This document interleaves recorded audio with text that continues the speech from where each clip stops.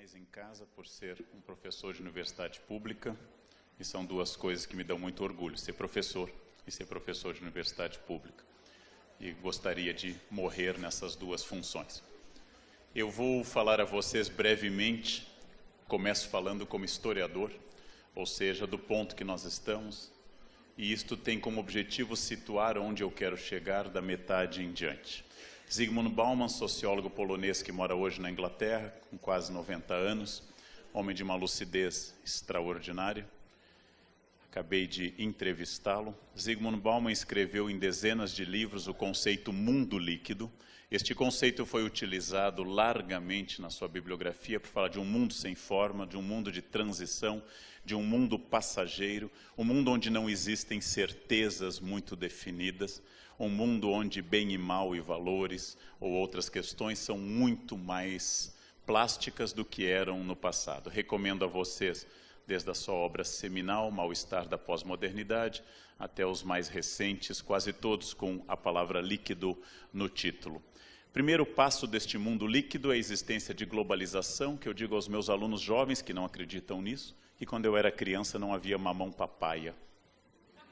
Quer dizer, havia, mas havia no Havaí, e não no interior do Rio Grande do Sul, onde eu nasci. Não havia kiwi, não havia canicama. As opções eram muito menores, tudo era mais limitado, em função de um muito menor contato, muito maior limitação, tanto de mercado quanto de ideias. A marca deste mundo líquido é o individualismo quase autista que as pessoas têm. As pessoas se encontram falando ao celular, as pessoas não se ouvem mais, as pessoas não escutam mais a ninguém, porque interessa apenas o individualismo. Eu sugiro, quando os senhores retornarem a casa hoje, que façam um teste do individualismo contemporâneo, e ao chegarem a casa digam às pessoas que lá estão a frase, eu estou cansado. E 100% dos senhores, com toda certeza, terão como resposta, eu também. Ou seja, ninguém nos ouve, ninguém está interessado e ninguém pergunta, mas por que o congresso foi exaustivo? Não, eu também será a resposta. E aí eu vou dizer, mas eu acordei às 6, aí eu acordei às 5. Aí eu tenho dor de cabeça, eu tenho um tumor. É uma concorrência permanente, né? Façam qualquer teste que vocês vão obter sempre o mesmo resultado. Digam a qualquer desconhecido fora dessa plateia uma informação que é boa para começar a conversa, porque não leva a nada, mas também não prejudica, que é a astrologia. Digam, eu sou de aquário, como eu sou. E a pessoa vai responder, eu sou de virgem. Meu ascendente também é aquário, o meu é câncer. Veja, ninguém escuta mais ninguém. Se eu disser a qualquer uma das pessoas, particularmente as mulheres, a informação, o meu filho mais velho tem 17, eu vou ouvir o quê? O meu tem 15, o meu tem 16, o meu tem 12, eu não tenho filho, mas morra, eu não perguntei isso, né?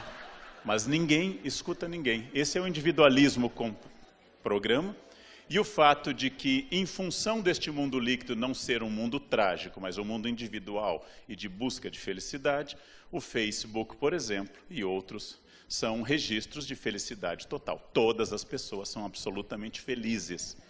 Todas comunicam sua felicidade intensa, total, absoluta, em fotos maravilhosas. Todas as famílias são invejáveis. E ninguém posta a frase, brochei, por exemplo. Ninguém posta. Todo mundo absolutamente põe a felicidade como paradigma. Este aumento de velocidade pode estar datado de vários fenômenos. Certamente a Revolução Industrial também. Mas eu vou datá-lo do século XV, quando o saber saiu do monopólio dos mosteiros católicos e começou a se difundir de forma cada vez mais rápida a imprensa que o Ocidente dominou com tipos móveis. Quase 600 anos depois da China, dominamos a partir do século XV, com Gutenberg na Alemanha. Coisas do passado, muito recente. Eu tenho 51 anos e isto já pertence ao meu passado. Imagina alguém que tem 18. Escrever cartas, postar uma carta, lamber um selo. Essa plateia tem gente que lambeu muito no passado. E há pessoas que nunca lamberam um selo. Mas, os mais jovens anotem algumas palavras que o tio vai falar. Isso é uma máquina de escrever. os mais jovens entendam a definição como uma impressora wireless, que é a melhor forma de definir uma máquina de escrever. Esta plateia pode ser dividida entre pessoas que, como eu, têm na cabeça o mantra ASDFG, cedilha LKJH.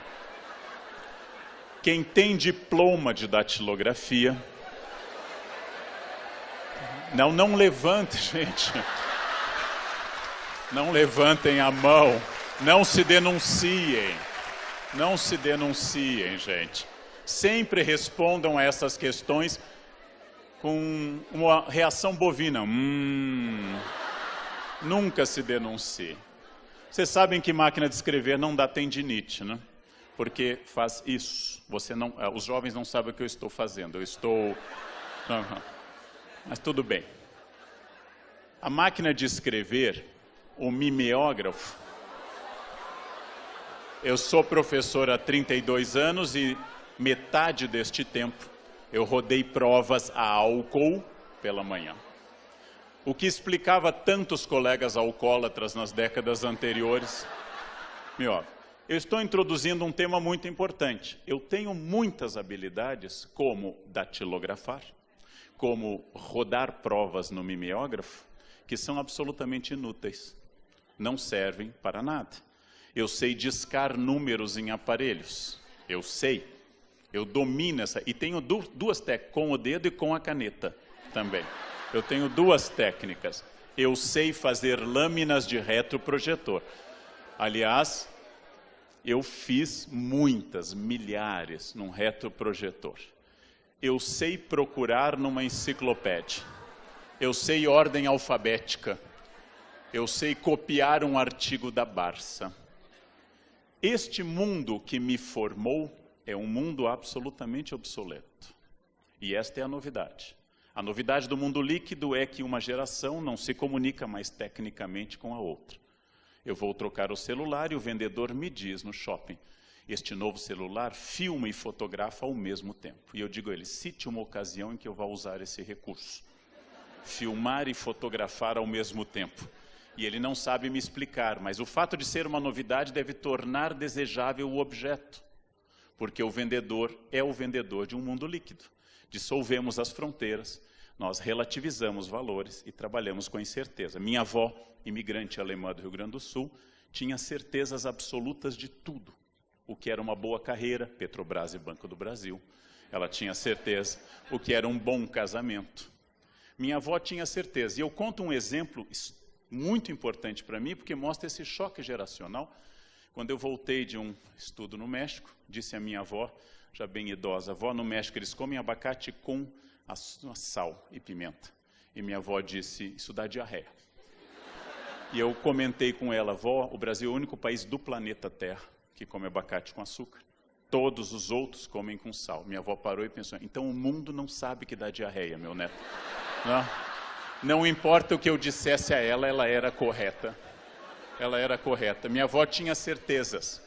Minha avó, minha mãe e meu pai acreditavam que a educação era feita com princípios, inclusive com violência física.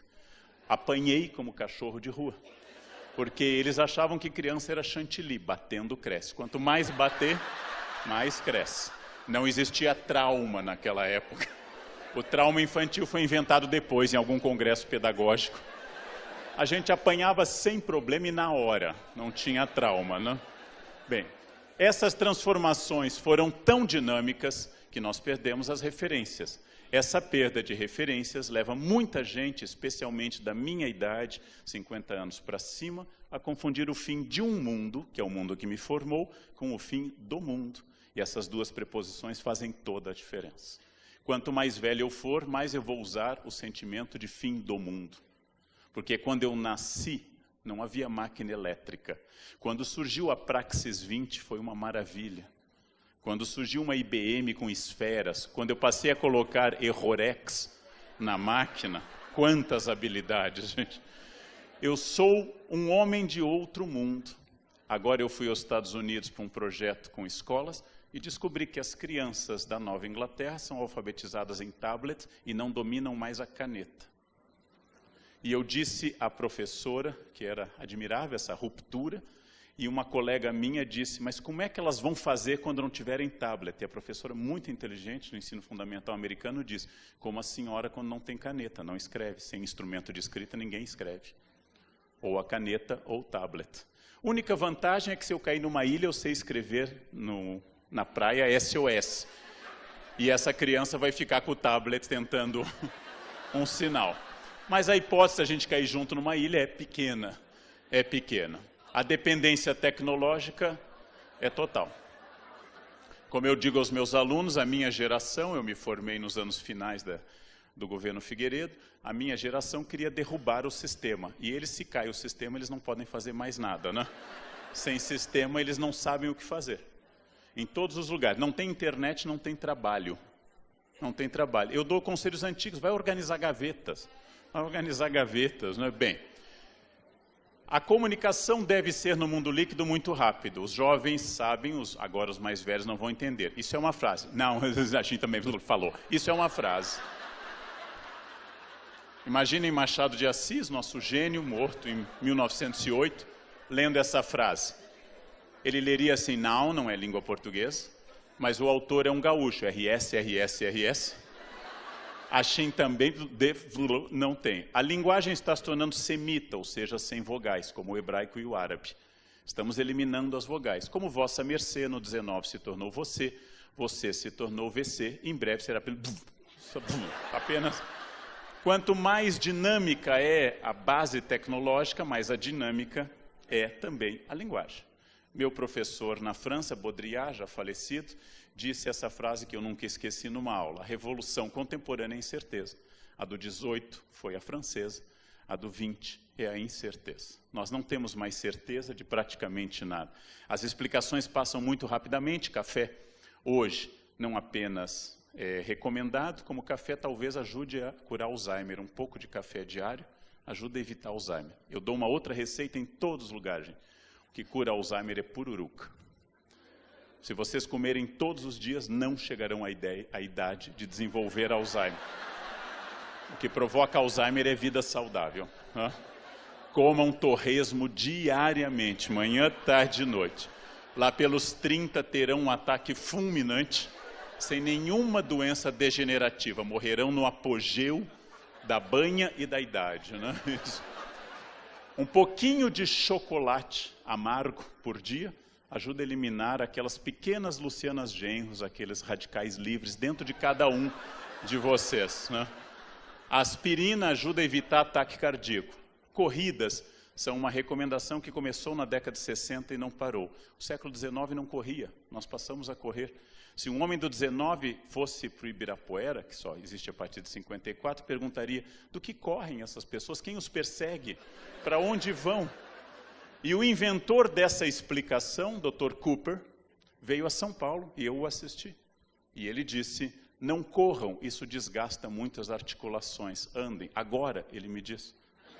Ou seja, minha avó que estranhava exercício físico, se viva fosse, diria, viu? Eu disse. Eu disse, tem que guardar energias. Somos a geração do descartável. Eu posso saber a idade de pessoas se elas guardam a embalagem de presente, por exemplo. Quem guarda a embalagem de presente, além de mulher, é mais velha. É mais velha.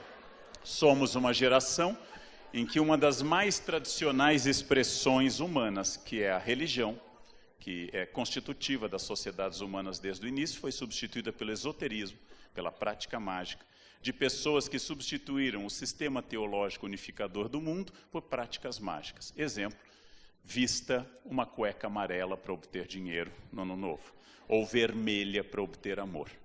Quer dizer, quem é a pessoa que, vestida de branco no ano novo, com cueca vermelha, vai obter amor com isso, né? A não ser que seja um Exu, naturalmente. A não ser que seja um Exu vestido de vermelho. O esoterismo são as pessoas que já estão passando rímel no terceiro olho e já estão pensando desse ponto de vista mágico. Outra novidade, é a primeira vez que os jovens são o parâmetro do mundo. Os velhos sempre foram o parâmetro do mundo. Todas as sociedades, até há pouco, eram gerontocráticas. Hoje, ser jovem é uma virtude em si. Eu vou supor que este indivíduo aqui representado ganhe mais do que eu. Eu vou supor. O riso de vocês é descabido, porque vocês não sabem quanto eu ganho. Logo, é descabido, é pelo menos injusto. Aqui vem um erro comum, desde administrações até a sociedade em geral. Tudo que é velho é ruim, tudo que é novo é bom. Nem tudo que é velho é ruim, e nem tudo que é novo é bom. Na verdade, nada é em si.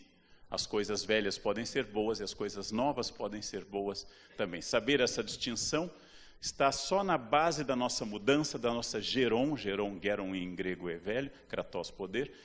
O poder das mãos dos mais velhos passou para os mais jovens, porque pela primeira vez na história humana, a tecnologia está nas mãos dos mais jovens. Todas as tecnologias que eu identifiquei nos primeiros minutos desta fala são tecnologias de velho.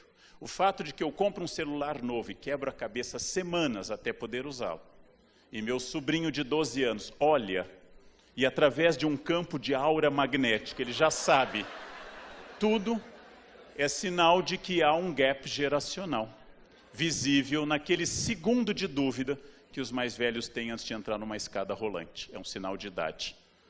Quem é mais velho olha para a escada rolante e fica mirando o primeiro degrau e de repente pisa no primeiro degrau.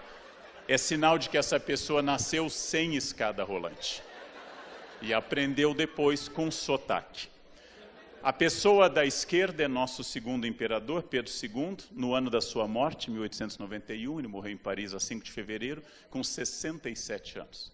A pessoa da direita é o nosso músico genial, ex-ministro, Gilberto Gil, com 71. Ou seja, Gilberto Gil hoje tem 4 anos a mais que Pedro II. O que é isso? Além do sangue bom baiano contra o sangue podre Habsburgo de Dom Pedro II. Isto é também uma transformação, a vida está mais longa. Minha avó, aos 45, era uma matrona. E ela, quando casou, começou a engordar, porque a fila parava, e hoje não para, né? A fila anda, a concorrência continua até as bodas de ouro. A concorrência continua. Bem, um novo sentimento de intimidade desse mundo líquido. Viver não é mais viver, é compartilhar o que eu vivi, transmitir é sentir, registrar é o objetivo. Não é mais viver, é transmitir o que eu vivi. Há 3 anos, isso para mim é muito impressionante, eu gostaria de escrever sobre isso um dia, por pressão social eu abri um Facebook, pressão social. Como eu ando pelo Brasil, em poucos dias aquele Face tinha 3.000 pessoas, que passaram a me comunicar coisas essenciais como acordei, comi. Eu fico feliz que as pessoas acordem todos os dias. Não fazê-lo é sinal de morte, mas não precisa me comunicar. Depois de alguns dias olhando aquele tsunami de bobagens, eu tentei deletar, não consegui, descobrir que o Face é como herpes, sempre volta, você tenta, ele volta. Aí pedi ao meu secretário, que é jovem, que fizesse isso, ele eliminou o Face. Dia seguinte, aula na Unicamp, terça-feira, um aluno de 18 anos, desse mundo líquido, me procura assustado às 8 da manhã. Professor, o senhor deletou o seu Face? Eu disse, deletei. O senhor perdeu todos os seus amigos. Logo, eu aos 51 não tenho o mesmo conceito de amigo que ele aos 18. É óbvio. Eu aos 51 tenho 3 amigos, gente. Eu tenho 3 amigos. Porque amigo é caro, casa, reproduz, tem que dar presente. Eu não tenho renda para ter mais amigos. É caro ter amigos. É muito caro. E quando se reproduz sem parar, e depois o filho fica grande, começa a ter filhos também. As pessoas registram mais do que vivem, fotografam mais do que... Mas as pessoas realmente têm uma mudança a esse respeito. Essa é uma imagem do romântico Caspar Friedrich, um romântico alemão do 19, que ele registra um homem olhando a neblina, o fog, na Alemanha. Essa imagem é do século 19, porque ele está simplesmente vivendo a experiência e não mandando um WhatsApp dizendo, estou aqui, riso, kkkk, não, que seria hoje, né? Cheguei, kkkk. Isso seria hoje a mensagem dele. Isto é uma outra cabeça, isso é uma outra época, ou para usar uma palavra apenas difícil, isto é uma outra estrutura epistemológica, uma outra maneira de atingir o conhecimento. Ele não é melhor do que o atual, é apenas diferente. Nós aceleramos o choque cultural sem mudar a frase básica do filósofo inglês do século XVI, conhecimento é poder.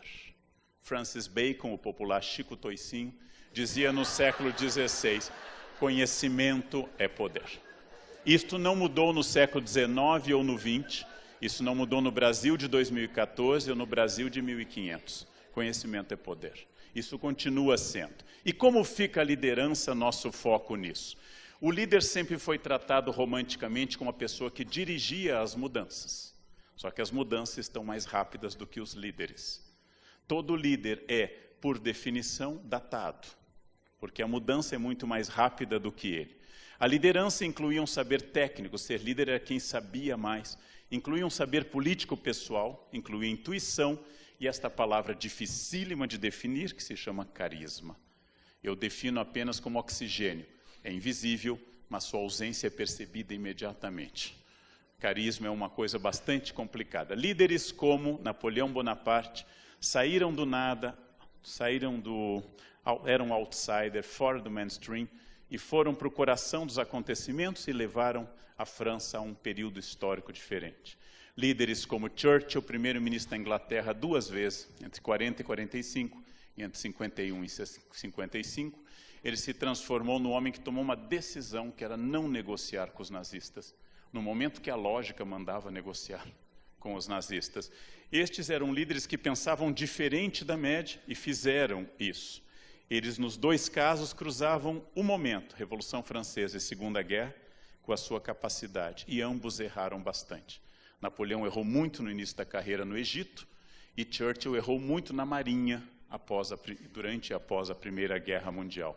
Se eu tivesse que traduzir esta liderança, se eu colocasse no eixo X os fatos que eu não controlo, por exemplo, acidentes, os fatos que estão fora do meu controle, se eu colocasse nesse eixo essas questões, e no eixo Y, aquilo que são minhas decisões, como fazer exercícios, não comer gordura, aprender uma língua, eu diria que a vida não é determinada pelo acidente e não é determinada pela minha vontade. A vida é uma parábola tensa, curva, entre a minha vontade e a realidade que está ao meu redor. Acreditar que eu decido tudo é próprio da autoajuda. A autoajuda tem um pensamento que, se eu penso, acontece.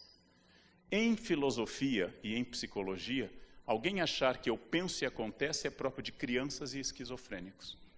Só crianças e esquizofrênicos acham isso, que se eu pensar, acontece.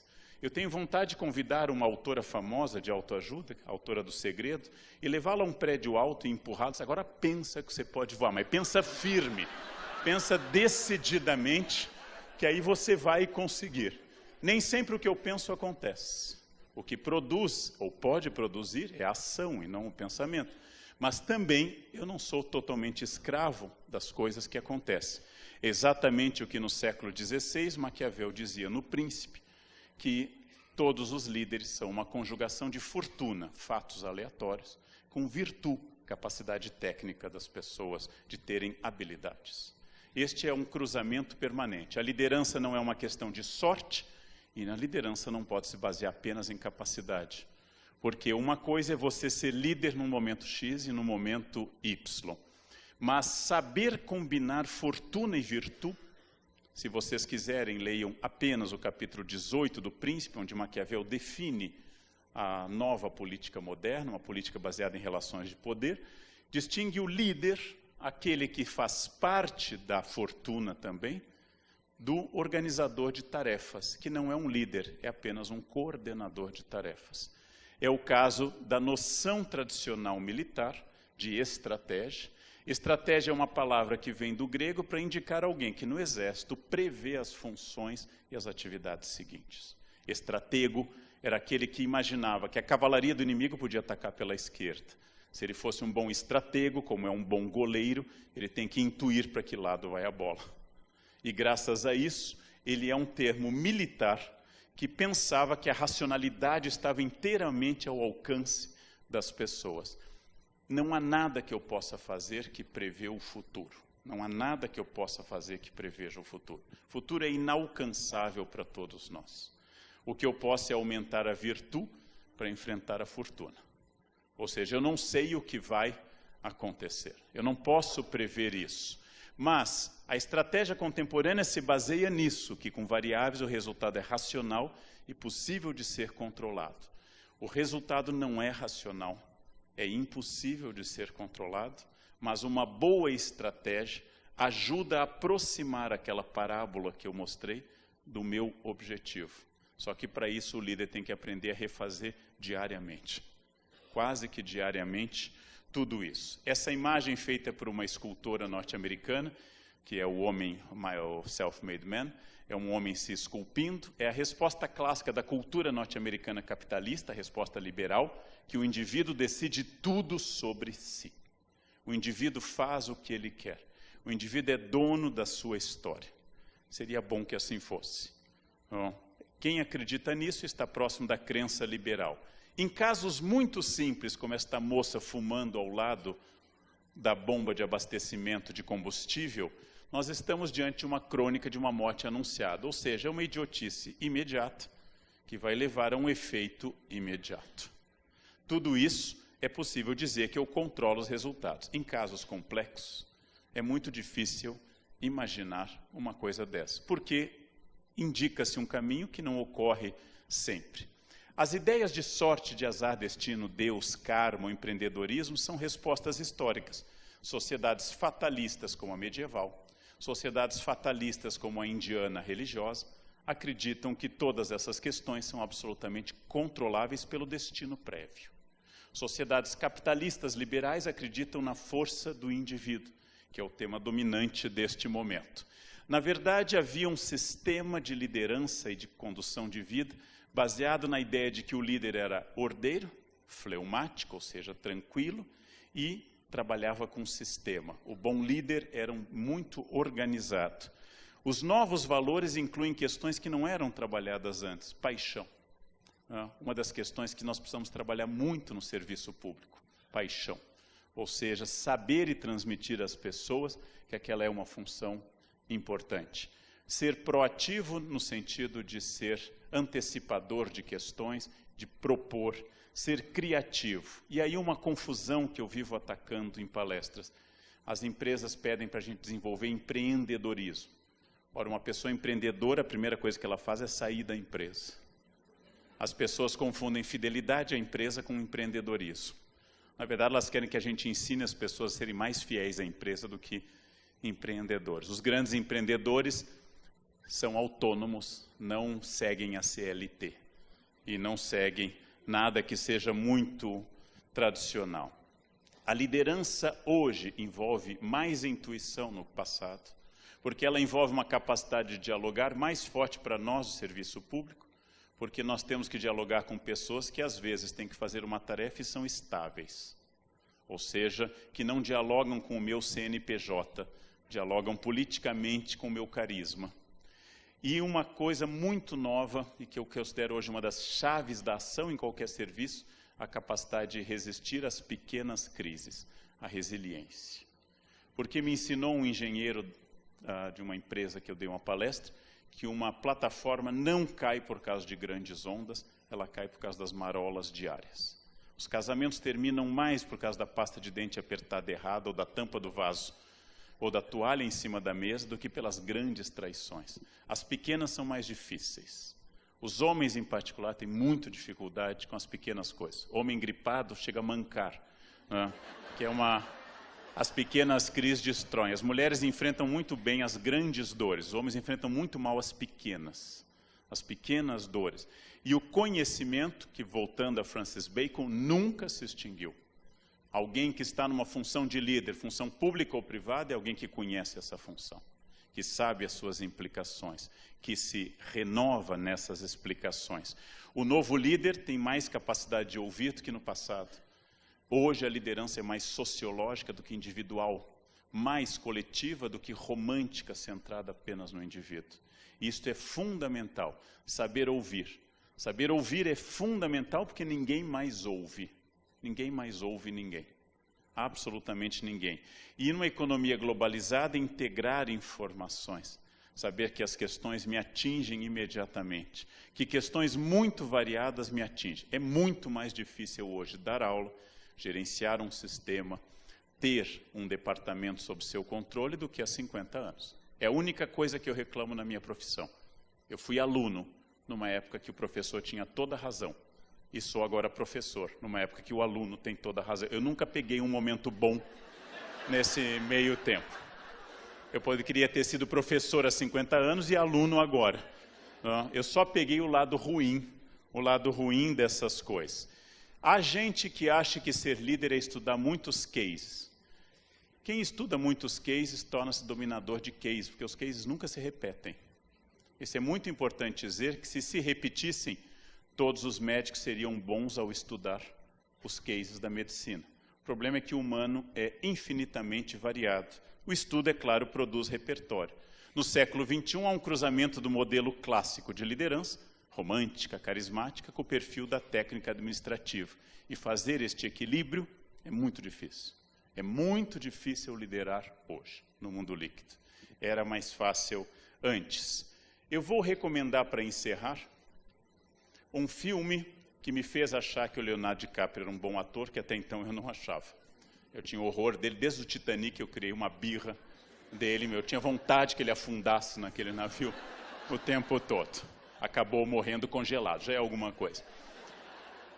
É um caso real sobre um investidor de Wall Street, e ele estabelece uma linguagem totalmente americana de eficácia a qualquer custo, passando por cima de qualquer norma técnica ou ética, e impondo a sua vontade.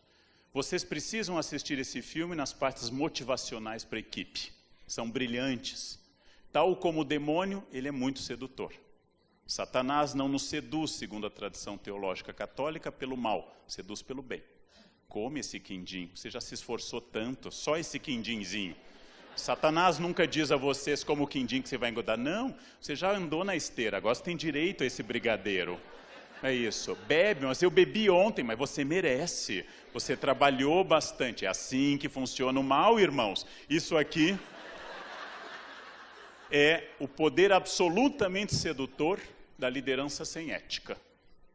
E a liderança focada, com objetivos. Este filme tem que ser visto e analisado por quem tem equipe, porque ele faz palestras tão emotivas que as pessoas choram, emocionadas. E do início ao fim ele demonstra como atingir seus objetivos, passando por cima de tudo e de todos. A cena em que ele usa drogas é uma das cenas mais brilhantes do cinema. A cena dele drogado. Esta imagem é a imagem de alguém que tem clareza de objetivos, tem conhecimento técnico, fica milionário, logo tem eficácia dentro do seu objetivo. Não obstante, do meu ponto de vista, que inclui fins com meios, ele é um fracasso absoluto. Não por ter sido preso.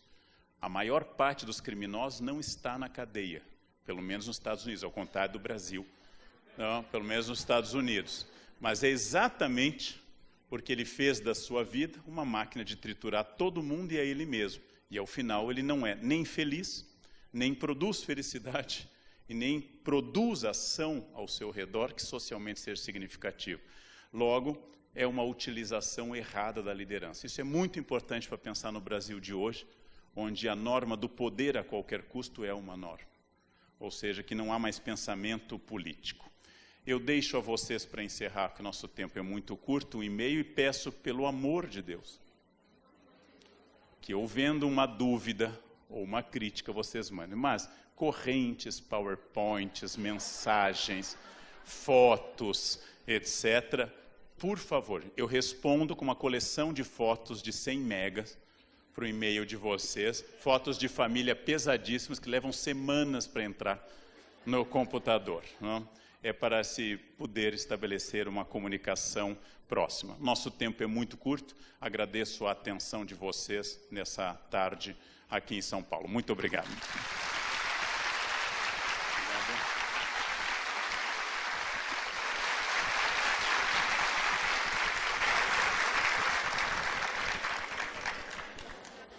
Obrigado, professor. Foi uma satisfação ouvir você e, além de ter sido bastante agradável e divertido. Enquanto as pessoas elaboram as questões, eu gostaria de colocar uma questão que eu acho que é importante, além dessas três características que o senhor colocou do líder moderno, Uma questão esse mundo líquido, ou essa dissolução das relações, ou essa individualidade, ela traz consequências concretas não só para a liderança, no sentido clássico de liderança, que é necessário rever esse conceito, mas também em relação às relações formais dentro das organizações, né? Quando as relações elas se tornam, elas perdem o foco e se tornam pontuais. Em diversos lugares você tem focos de liderança ou focos de poder diferenciados. Essa modernidade líquida, ela coloca em xeque a liderança.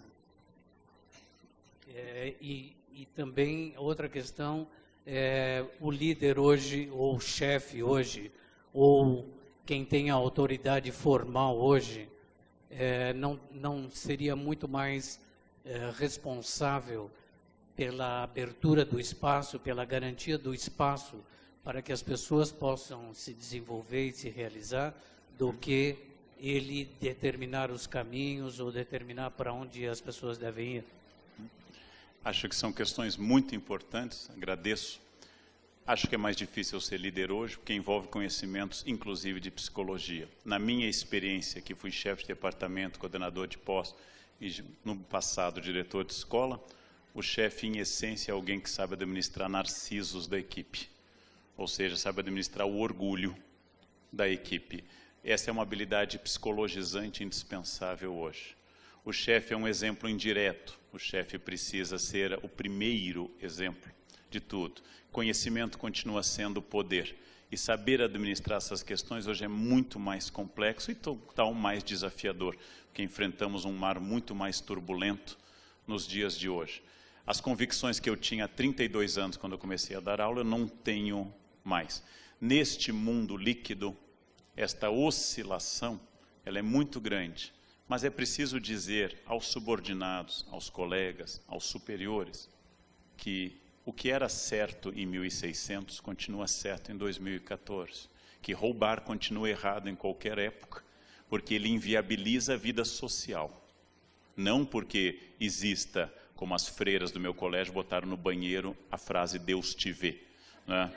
Não porque exista um superego me vendo, mas porque se nós nos roubarmos do ponto de vista racional, nós inviabilizaremos isso.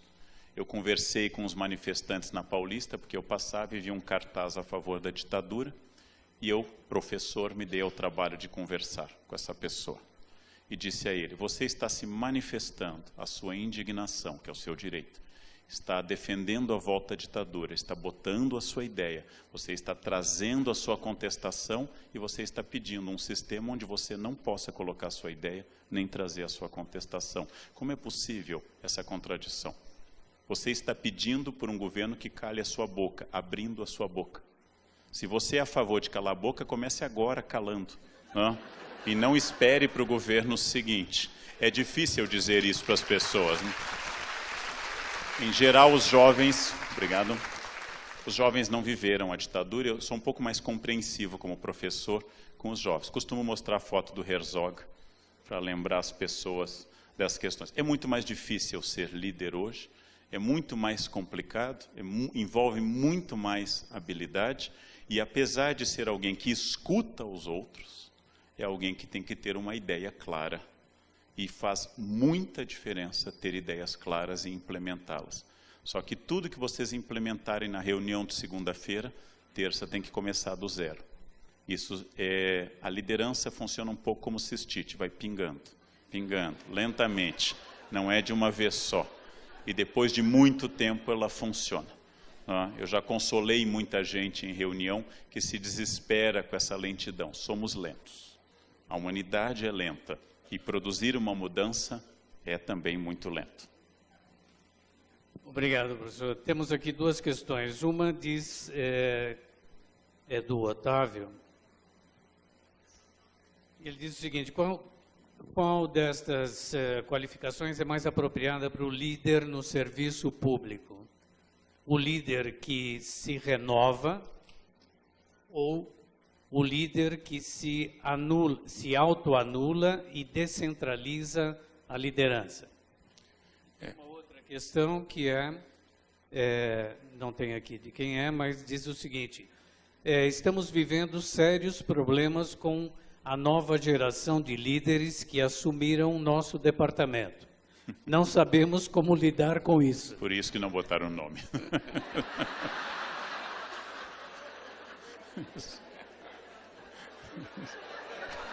Vamos ver quem ficou mais vermelho aqui na plateia.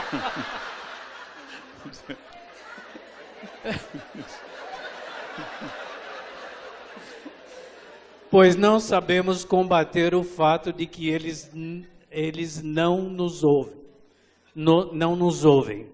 Existe muita vaidade nessa questão. Como podemos lidar com isso? Bem, respondendo brevemente, um líder nunca deve se autoanular, porque ele deixa de ter eficácia. Um líder é um líder, e eu não sou amigo dos meus subordinados, tal como eu não sou amigo dos meus filhos. Eu sou pai. E quando meu filho se machuca, ele não procura os amigos, mas ao pai. Essa é uma diferença importante. Amiguinho é amiguinho. Amiguinho é uma coisa. Inclusive, é importante distinguir que respeito não é igual a horizontalidade ou isonomia de funções. Mas eu não devo me anular, mas eu devo ouvir e sempre respeitar. Tem um termômetro para ver se um líder é bom. Não é como ele respeita os iguais e os acima, é como ele respeita as faxineiras. Este é um termômetro da liderança. Quem respeita o governador e não respeita a faxineira não é um líder, é só um interesseiro. É só alguém que sabe reconhecer o superior. Este é um termômetro insuperável. Segundo lugar, falando da pessoa que está com problemas a nível de pessoa humana enquanto gente nesse momento. Quando eu reclamo que o líder não me ouve, que ele é muito vaidoso, psicanaliticamente ele pode também estar mexendo com a minha vaidade. Como ele não me ouve? Ou seja, são dois orgulhos se enfrentando. Eu recomendo sempre uma coisa que eu aprendi muito cedo. A estratégia feminina de obedecer sem fazer. Essa é uma das estratégias mais geniais da espécie humana. Dizer sim ao marido, dizer sim ao homem, concordar, elogiá-lo na sua macheza e na sua decisão e fazer exatamente aquilo que quer. E sempre dizendo que a ideia é dele. Vamos para Campos do Jordão ou vamos para Bertioga? Amor, você que sabe, você é o homem, você que decide. Eu vou onde você quiser. Então vamos para Campos. Então vamos sair cedo. Semana passada a gente ficou 6 horas na estrada, né? Tava uma fortuna, você ficou irritado, mas você que sabe, vamos lá, para Campos, né? A praia está vazia nessa época do ano, né? Você acha que a gente deve ir à praia? Não, amor, você decide. Eu estou aqui para lhe apoiar o tempo todo, né? Eu diria a todas as pessoas que o enfrentamento é próprio de crianças, adolescentes e homens.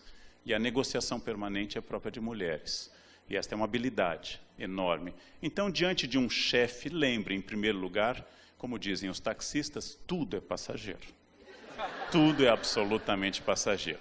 Segundo, o ebola vem vindo aí, e muita gente não vai sobreviver, né? E dando um consolo final, que uma vez reclamando a um colega de Unicamp, Paulo Micelli, muito sábio, eu disse, eu estou muito sobrecarregado, sou chefe, tem muita coisa. E ele disse, olha, Leandro, todo mundo enche o saco. Todo mundo enche o saco. Família enche o saco, vizinho enche o saco, cunhado nasceu para encher o saco. Chefe enche o saco e paga, chefe é bom. Isso mudou por completo a minha visão de chefia no mundo. Eu tenho gente que me perturba e tira dinheiro da minha carteira. O chefe me perturba e põe dinheiro na minha carteira. É a melhor coisa da vida. É a melhor coisa da vida. E não se esqueça que chefe é uma perturbação que você deixa de ter ao fim do dia. Logo, é uma perturbação passageira. Mas, seriamente, do ponto de vista psicanalítico, quando um chefe me incomoda muito pelo autoritarismo, provavelmente ele está mexendo com o meu orgulho e com o meu autoritarismo. Ou pode ser simplesmente autoritário e arrogante também. Nem todo mundo que é autoritário é incompetente. E nem todo mundo que é simpático é competente. Aliás, com frequência o simpático é tapado. Com frequência o simpático é limitado. E com frequência a pessoa dura é mais eficaz. O picareta é muito cordato, porque ele precisa negociar com todo mundo, porque não tem nenhuma competência. O picareta sorri, cumprimenta, dá tapinha nas costas e lembra do nome do filho do subordinado. Não. Então tem que julgar com muita clareza qual é o orgulho que está me incomodando. O dele, que fala sem parar, ou o meu, que quero falar sem parar e ele não permite. Não. Essa é uma questão psicanalítica que todos temos que trabalhar. Orgulho eu lancei um livro essa semana chamado Pecar e Perdoar, sobre o orgulho. Orgulho é a coisa mais universal do planeta Terra. Até as pessoas depressivas são orgulhosas. Ninguém me entende. Tem 7 bilhões de pessoas no planeta. Ninguém me entende. Não? Eu sou tão complexo que ninguém me entende. Não? Então, pensem sempre, porque a raiva que eu sinto de alguém é uma raiva que revela muito quem eu sou. Quando eu aponto um dedo para alguém, diz o mestre Tomás de Kempis no século XV, tem 3 dedos apontados para mim. Ou seja, eu falo muito mais de mim quando critico alguém do que eu falo daquela pessoa. Isso é muito importante. Há coisas inaceitáveis. Há defeitos insuperáveis. Racismo é um deles. Isso é uma das minhas lutas de vida. Racismo é insuperável como defeito. Encontrou uma pessoa racista, não negocia. Denuncia, bate, mata, estupra. Não negocia. Não dá para negociar com essa gente. Não? Agora, o resto dá para conversar. Violência física é insuperável, racismo é insuperável, estupro é insuperável. O resto negocia. O resto é só narciso. O resto é só orgulho das pessoas. Bem, nosso tempo... Nosso tempo terminou, infelizmente. Sejam falsos e digam Obrigado. Obrigado, professor. Obrigado a todos.